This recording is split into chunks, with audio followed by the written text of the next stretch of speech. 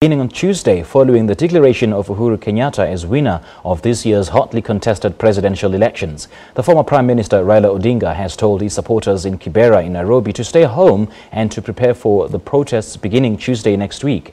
Odinga rejected the results of the presidential elections, indicating that electronic systems were hacked to favour President Uhuru Kenyatta. And for an update on events unfolding in Kenya, we now speak to East Africa correspondent Sarah Kimani.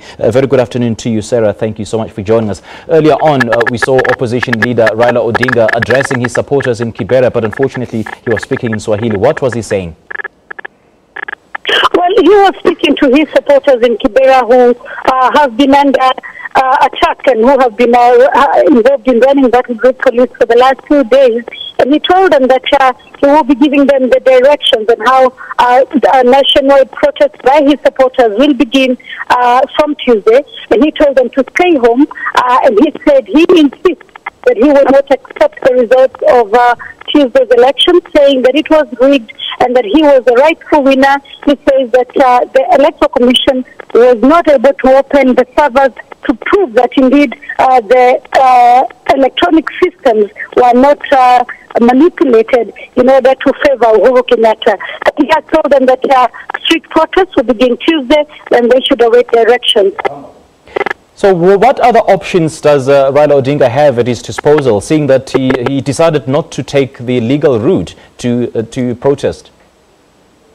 Yes, it looks like he will not be pursuing the court option.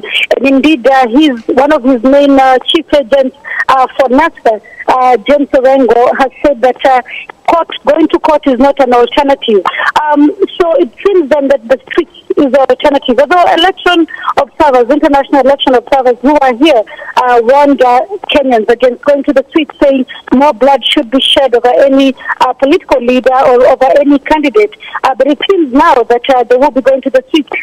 Quite a risky move, considering the government has said that it will not be allowing any street protests, indicating that protesters are looting, and so they will be shooting them, and they have shot, in fact, a lot of them on site.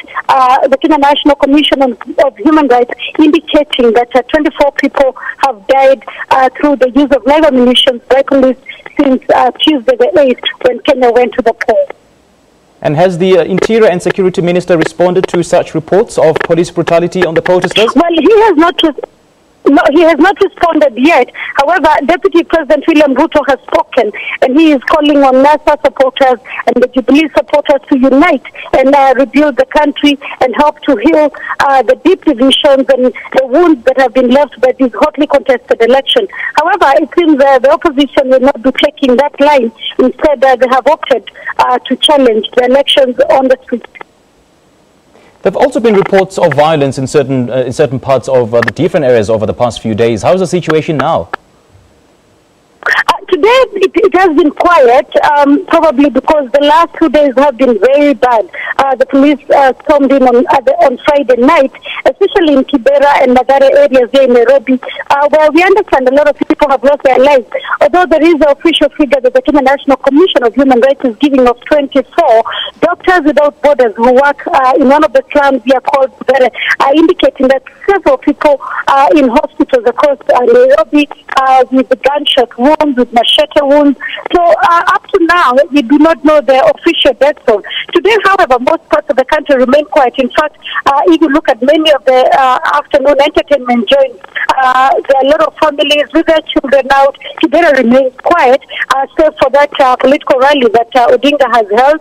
He's now in Magare, one of the other informal settlements that has been affected by sporadic protests. We expect that he'll be repeating the same message that he has. And they're also urging for calm, even though their supporters are quite charged. So we do not really think that calm will be restored very soon in this area. Now, Raila Odinga has commanded his supporters to take to the streets and not go to work from Tuesday in protest of the election outcome. Any likelihood that his supporters would heed to his call? Well, the supporters will probably not go to work are those who are jobless or those who casual laborers, those who wake up every morning and go looking for work. But the rest of the country is excited to begin work. Offices will be open beginning Monday because it's been a week of no business at all.